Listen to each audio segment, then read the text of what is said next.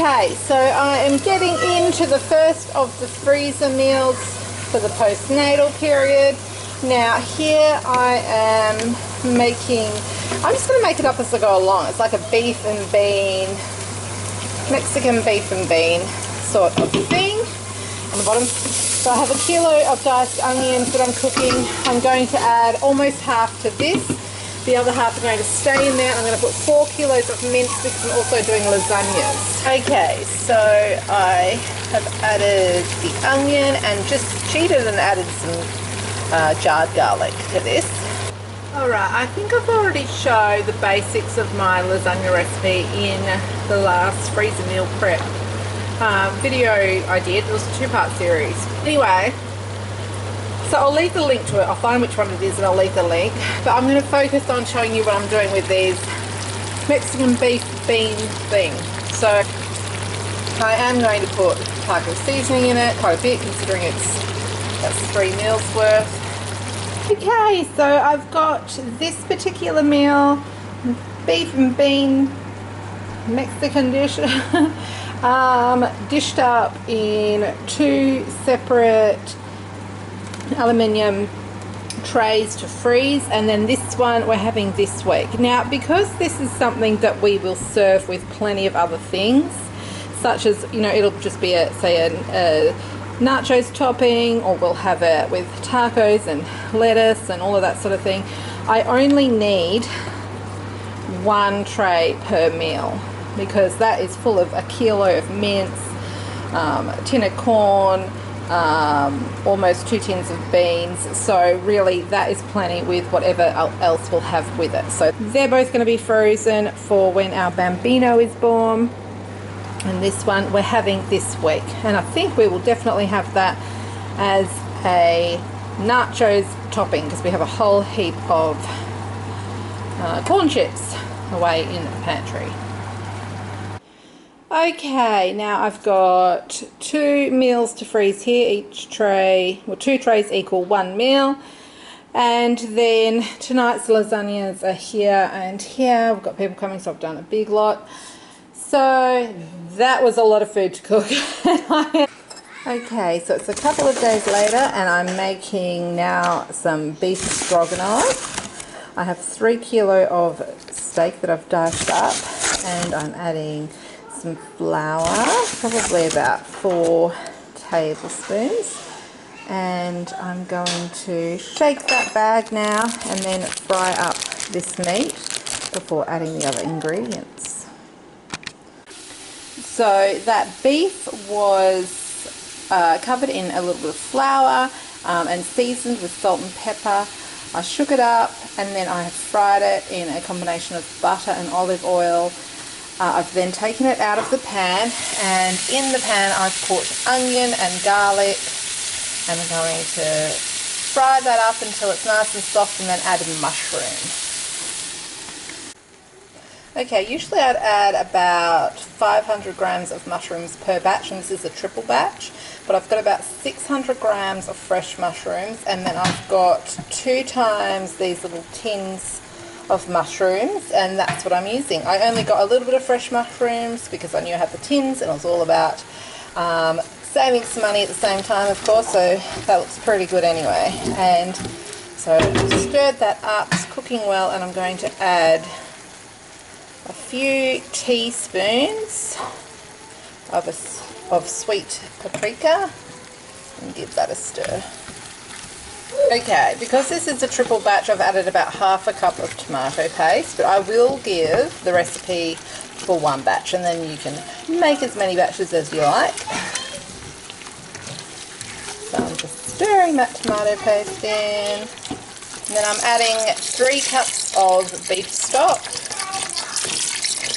I'm just using the store-bought variety today. It's about 3 cups. A couple of cups of a dry white wine.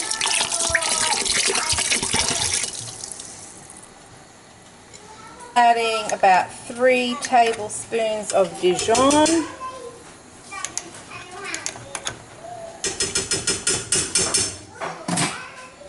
So as the beef stroganoff bubbles away and it smells amazing, I'm going to get on to a beef and vegetable stir fry. I'm just using a wok and I'm putting in some sesame oil, and then I'm going to do the meat in a few different batches so it cooks nice and quickly.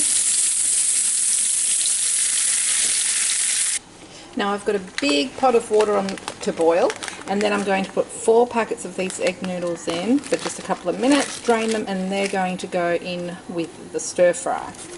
I have also cooked up all of the meat, so what I'm going to do now is I have prepared a stir fry sauce, a lot of it, but I'm going to add some corn flour to thicken it up, and it's going to be lovely and saucy. Okay, so I'm just cooking that a little bit to bring all the flavours together.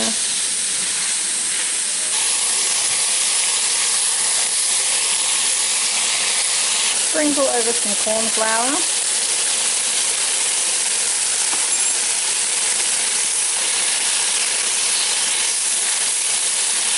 And stir that in.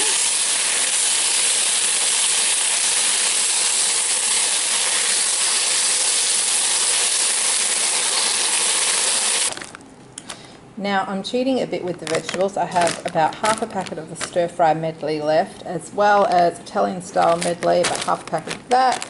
And then if I have room, I will add some extra broccoli and maybe some corn. We'll see how we go.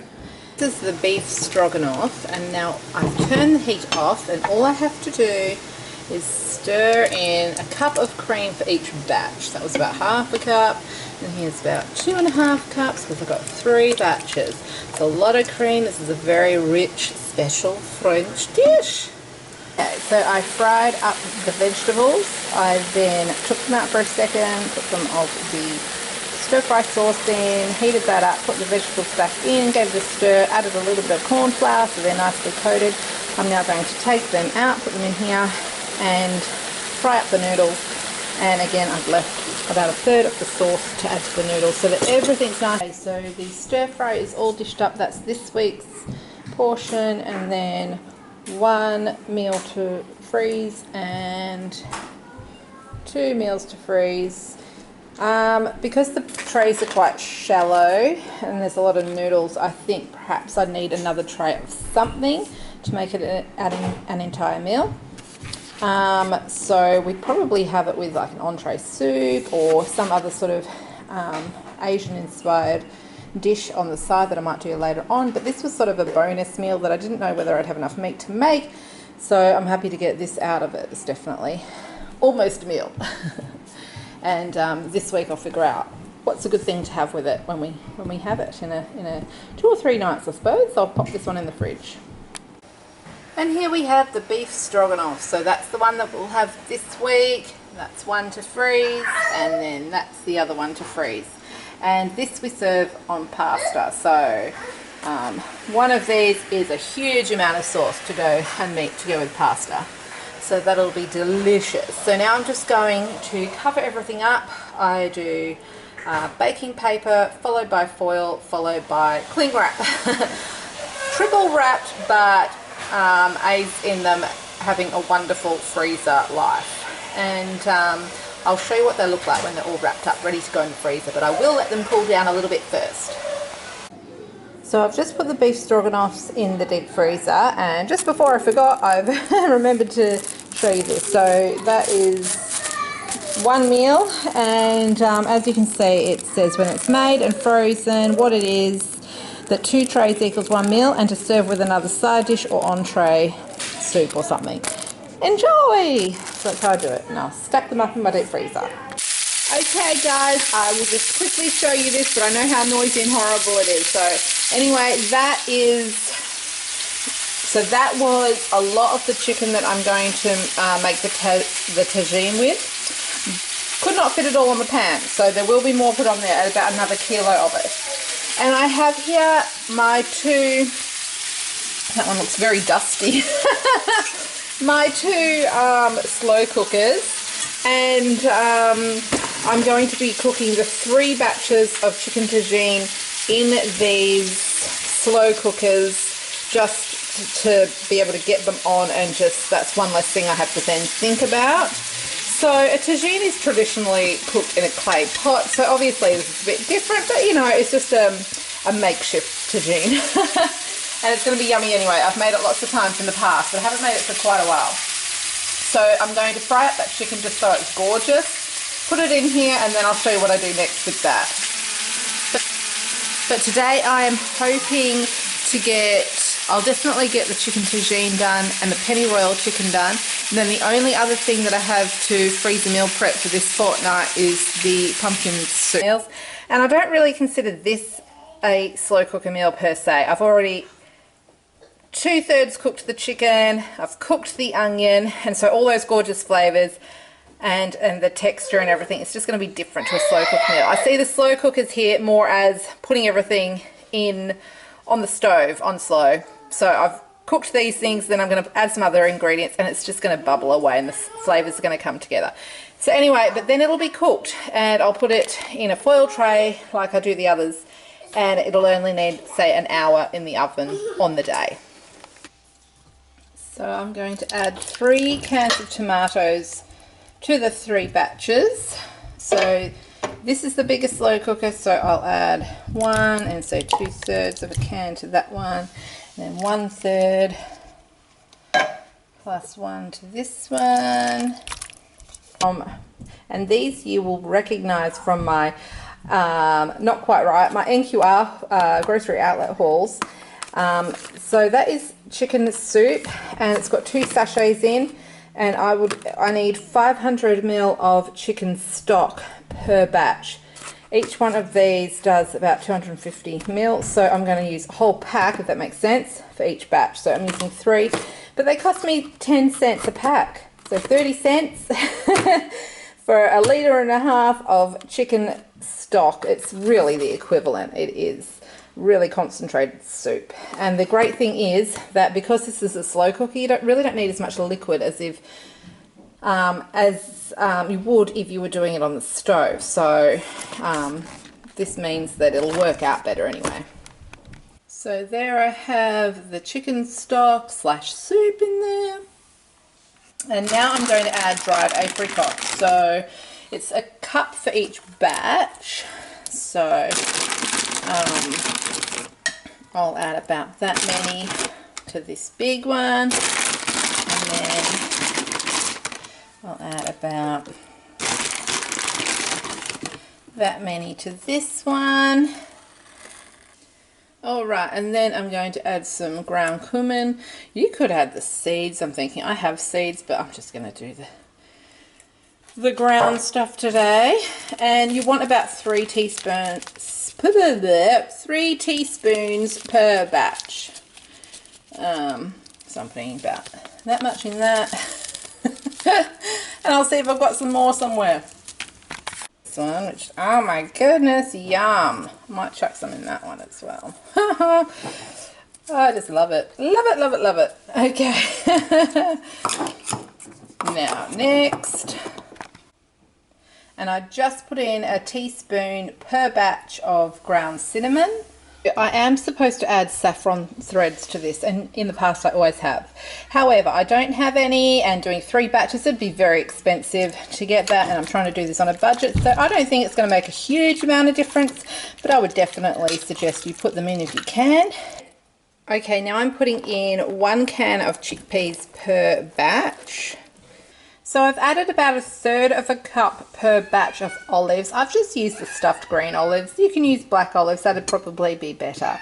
Now also you can add fresh lemon rind, but I am going to add preserved lemon rind that I made, and it's delicious, and that's one of the main reasons I preserve lemons, is because I love the Moroccan flavour.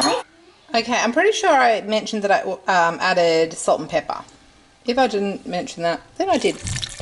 And I'm just going to add just a little smidge of water, just so the chicken doesn't dry out. And give that just a little bit of a stir, just a little bit. I still want to keep the meat at the bottom of the pan.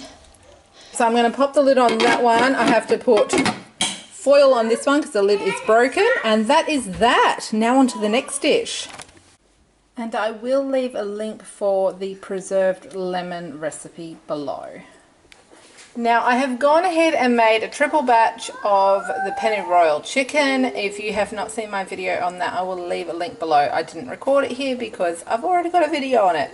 And that is an original recipe. It's delicious, it's a family favourite, and it's my adaptation of a recipe my mum invented when on holidays. Okay, so there is the pennyroyal chicken ready to go. So this one will have, I only need one tray per meal because I serve this with pasta, and these trays are actually a bit deeper than the other ones I've been using this week. I still had these in my cupboard from a previous freezer cook up. So that's the pennyroyal chicken. I've still got the chicken tajine in the slow cooker, and I'm going to put off doing the pumpkin soup until tomorrow because I've got about half an hour till the school run and I really have to get this kitchen under control.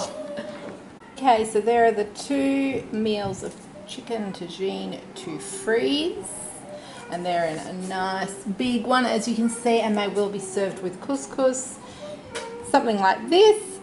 So that's tonight's couscous, just a little bit of it each, and a lot of tajine left for tonight's dinner as well.